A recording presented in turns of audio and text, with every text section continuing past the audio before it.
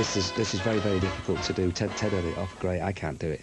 I think it was, what was it, 3, 2, 1, something like that. But Ted had it like that, very slick. 3, 2, 1, and children at home, please don't try and copy what I do, because I've had a letter from a farmer and he says his children help him with the milking, and ever since they've been doing this, the cows have given nothing but yoghurt. And the bulls are not too happy either. But anyway, there's a lot more fun on 3, 2, 1. Try and do that. 3, 2, 1, go. Now do it like Ted. 3, 2, 1. 3, 2, 1. Now, that wasn't too quick, was it?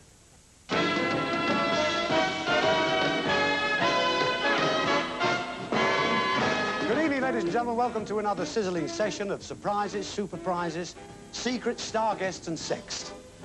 The gentle sex, of course. My 6 sumptuous secretaries, so let's meet them. Girls, 3, 2, 1. OK, Patsy, and who are our first couple tonight? Well, Ted, we have Roger Carver and his friend, Chris Simons, who come from Romford in Essex. He lectures in law, and she does a lot of work for charity. Great, lectures in law. Yes, and this is Mr. Rogers. He's our boss. There you go. So we were all standing back, looking at the monitors, waiting to see which was going to be rejected and which prize we had to bring out. So suddenly they'd be looking and somebody would say, oh, he's rejecting the bag. That's you, Patsy, dusty bin. Right, over the bin. Rejected it. Have a look. There he is. No, hang on, he's changed his mind. No, he's not rejecting the bag. Oh, hang on a minute, the spoon. Patsy, that is you again, quickly. Get over to the bathroom suite. Oh, crap. The towel.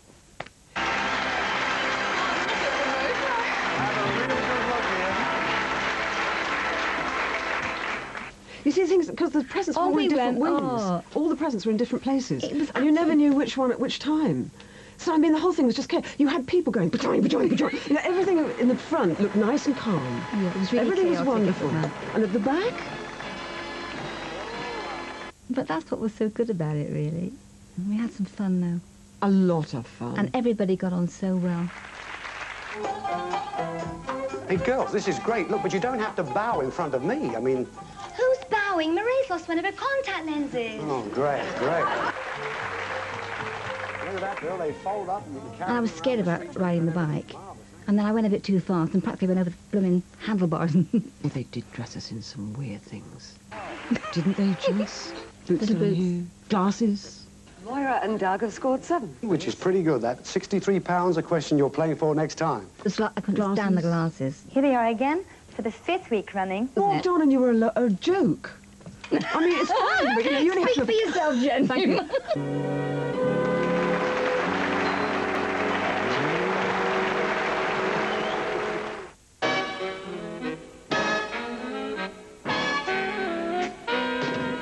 Let's meet the ladies with the questions. Lady, that's lovely. Caroline Munro is here. Lady. And lovely than ever, Caroline, and of course having a theme like Secret Agents. I saw you again in the Bond film. You've done a couple of those, haven't you? In fact, I've only done one. I keep seeing the same one. That's Oh, it, lovely. yes. But listen, that bit, you did the bit in the helicopter and I all did. that. Yes, Naomi. I did. Naomi, Yeah. baddie. Yeah, it's not too bad. But listen, The main responsibility would be to look after the contestants and to kind of put them at ease backstage, really, have a little chat with them, find out their names and their occupations, their work, what they did. And really, and we met them maybe about half an hour before, so not that long before. And I'm trying to remember if they actually walked through it. I think they walked through it once, but not with any dialogue in particular. I think they just kind of came to their mark, and I had to guide them in, we had to guide them in, introduce them to Ted. So I suppose that was my main responsibility, and then wearing these wonderful creations. I'm the genie of evil desires. Yes, I know. The swinging 60s really is the theme. And again. So every week was a different theme, so we would be dressed accordingly. If it was, I'm trying to think what springs to mind. There was one that sprang to mind. It was kind of a Southern Belle type look. What a great dress. Indeed it is. great big Southern Belle creations. I mean, that was quite amazing. And then another was a circus, and I don't think I wore a lot for the circus, but kind of fishnet tights and something red and black, I seem to remember. Go to my dressing room. If I'm not there by 10 o'clock, start without me. So it was always something different. You never quite knew. And the nice thing was with the more wearable outfits, we'd get a chance to have a buy, which we did, which was nice.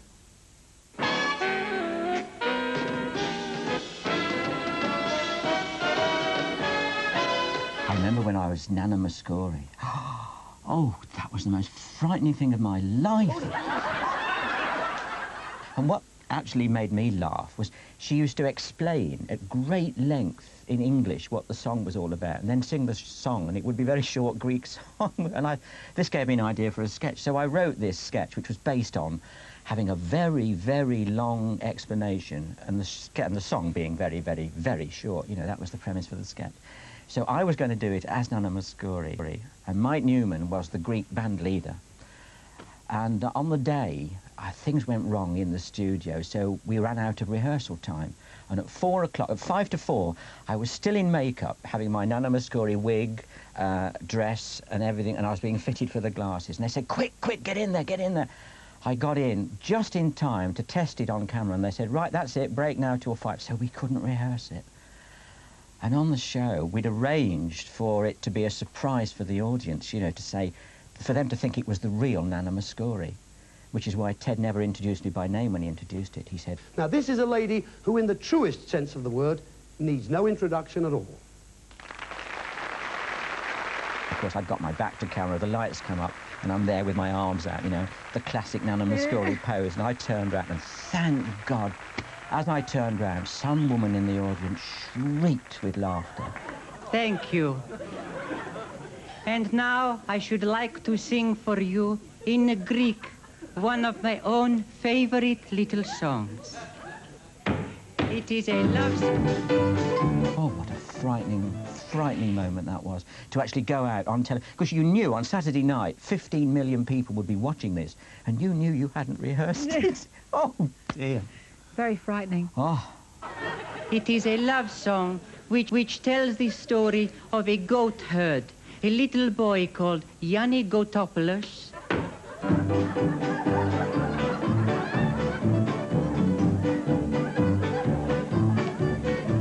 Κοιτάζω τι κατσίκα, το όνομά μου είναι Γιάννη Gotopoulos. Μεγαλώνω Ελιές, το όνομά μου είναι Δέσποινα Τιτινόκορος. Ελιές αγασένα, μωρά μου, θέλω να σου κάνω Gotopoulos. Με το όνομά σου και με τις ελιές μου, στο διάβολο.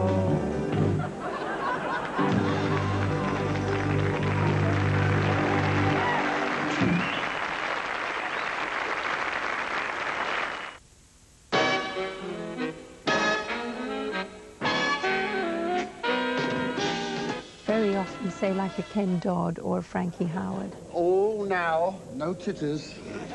They would go on long after the camera had finished for the audience, because we had the live audience there. How tatty-hilarious to be with you here this evening, here in this magnificent shed. This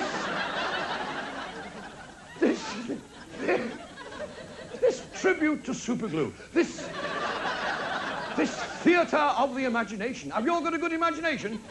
Good, good. You'll need it. The elephant hasn't turned up. I must just compose myself for an incantation. Does that mean... No, it doesn't. Oh. Right. Where are we, anyway? Pardon? Where are we? It's 3, 2, 1. Oh, Roy Rogers. Ted Rogers. Oh. Oi, Trigger, listen.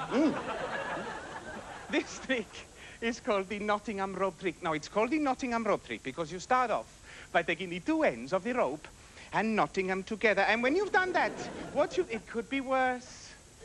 I could be here in Percy. Wow, this is ridiculous. These people think I'm hackers. Oh, come on, get your finger out. It's all Greek to me. Yeah, oh, God. I'm sure someone's taken the myth.